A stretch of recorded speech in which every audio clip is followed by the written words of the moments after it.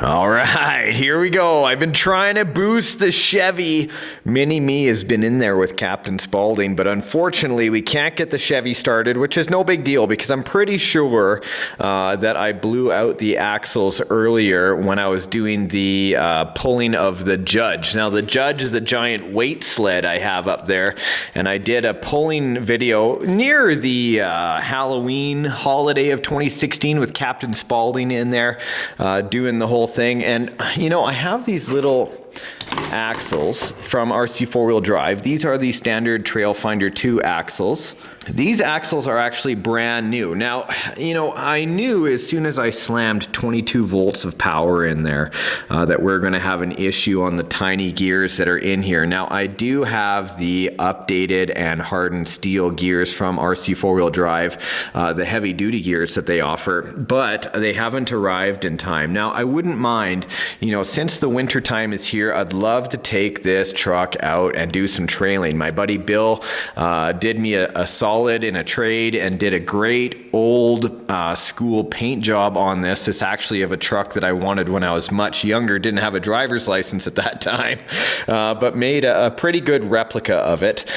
Because I'm not doing pulling right now because of the winter time, not a lot of traction, but with trailing, these pull tires actually don't have a lot of hookup. They've got great hookup in the snow, but as soon as you hit any kind of obstacle, of course being cold, these tires get very, very firm and these treads just kind of slip. So my whole deal today is to undo the axles, replace the entire axle. I'll pull out the old ones, and when the heavy duty gears get here, slap those in and really kind of have a look at the new tires. I wouldn't mind trying out on this, but since it's winter, my choices are pretty much limited because the snow and ice build up very quickly and make the tires very, very firm. So, you know, it's kind of, I want to see if 2.2s will fit on here because of the lift I've given it already. Plus, I wouldn't mind having a look at switching out these shocks, you know, the suspension parts, just so I could have a little bit of a softer ride, especially in the wintertime when everything is getting thick and solid, and flex and articulation really become an issue because of the cold temperatures. So let's take off the wheels and get to work.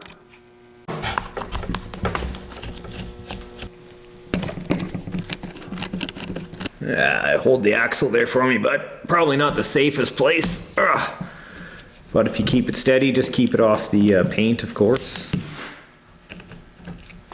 I'm also going to remove the body to make it much easier. Don't want to scratch up that beautifully scratched paint job. I think that's the whole point of giving yourself one of these old worn out paint jobs, is the more trailing you do, the more damage you do, the more authentic it really does look.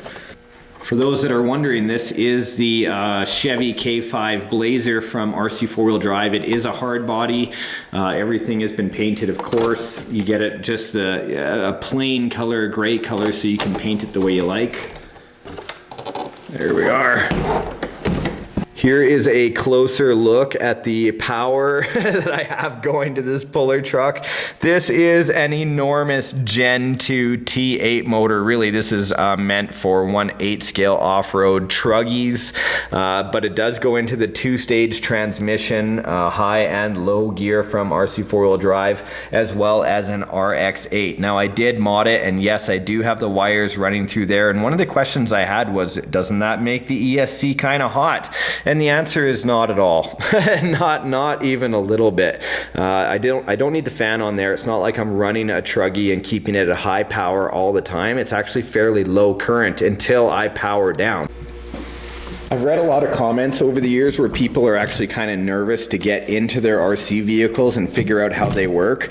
This is really how I look at it, as just kind of part of the hobby. It doesn't matter if you're in full-sized vehicles or in smaller 1/10 scale vehicles.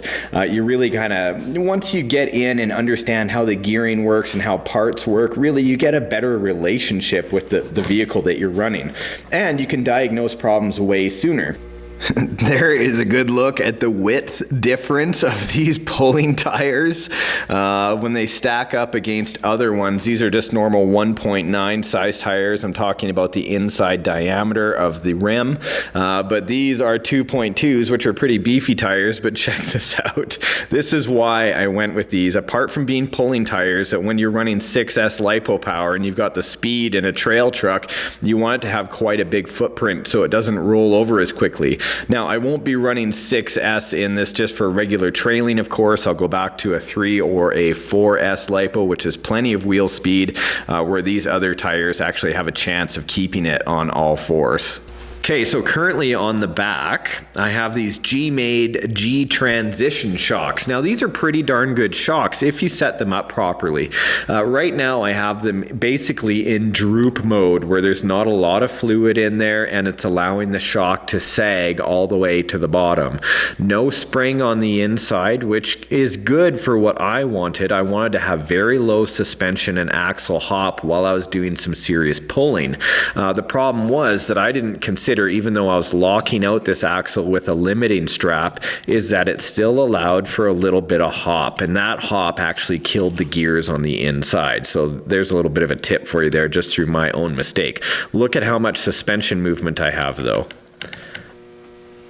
For those that are wondering, these are RC four-wheel drive shocks as well. There's no need to be intimidated by doing maintenance on your RC. Though it may seem like a lot of work, it's not, right? Everything on the back axle is basically the same as the front, except you've got the motor and the steering set up there. Don't let that intimidate you. It's very systematic how you take it apart. And just like me, if you guys have a hard time, go ahead and film it. You don't have to upload it. You can just review it as you go back.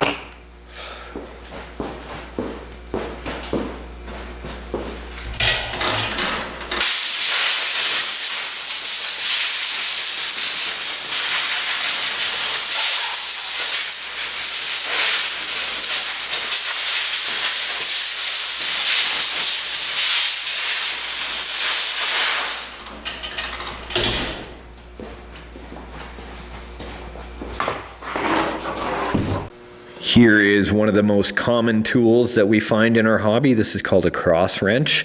For the upper links, I'm going to use that cross wrench on the small diameter size, well, diameter, yeah, I guess it's diameter, for the lock nut.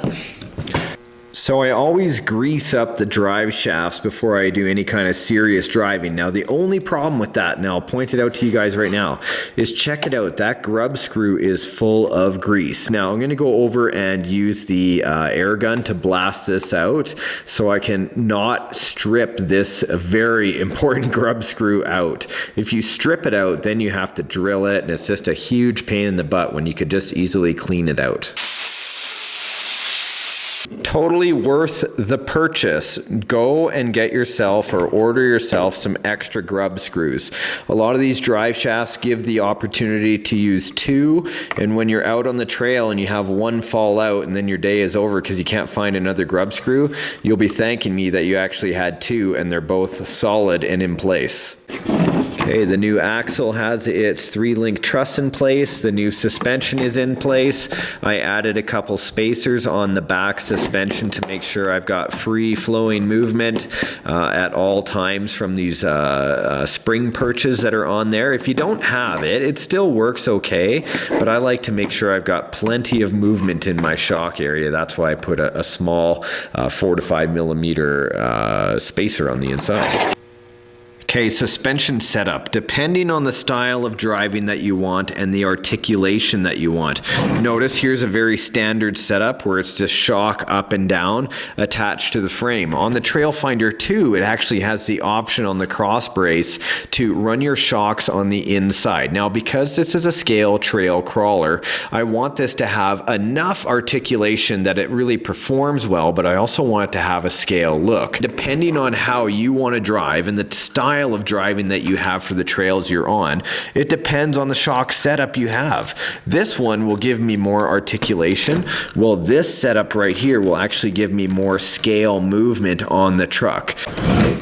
Both on the inside, we'll see the flex of the suspension is certainly close to the 1/10 scale motion that I'm after here for that axle flex. Okay, front axle is installed. I figured I'd just speed ahead because you guys basically have seen how to install the rear, so the front is relatively the same.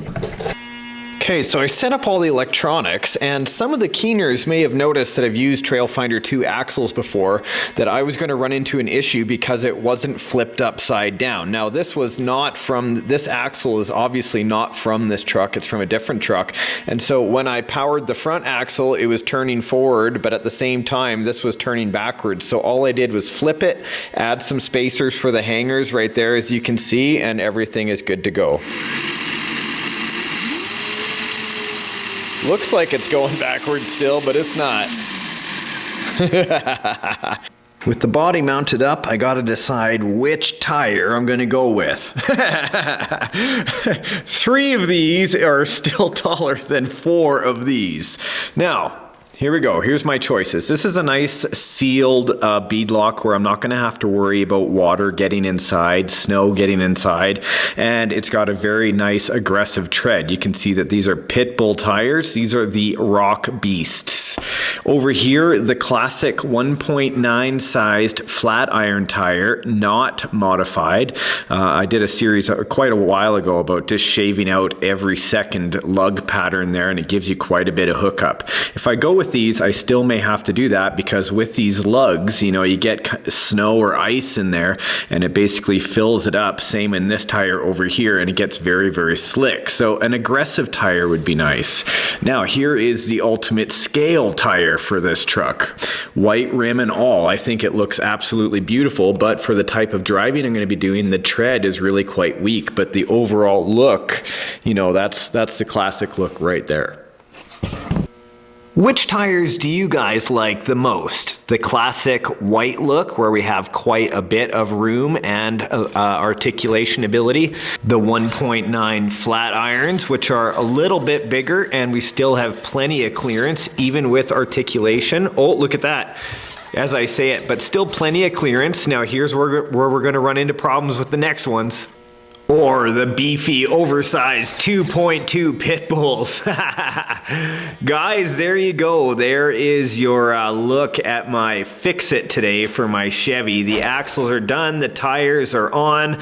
Now it's just a matter of figuring out which tire I need for the environment that I'm in that day. You can see this one's actually going to cause me a little bit of suspension rub or body rub right there, but not too bad at all. Probably when I'm in full tire turn and the suspension is down, I'll get a bit of tire rub, but that's why it's rusting.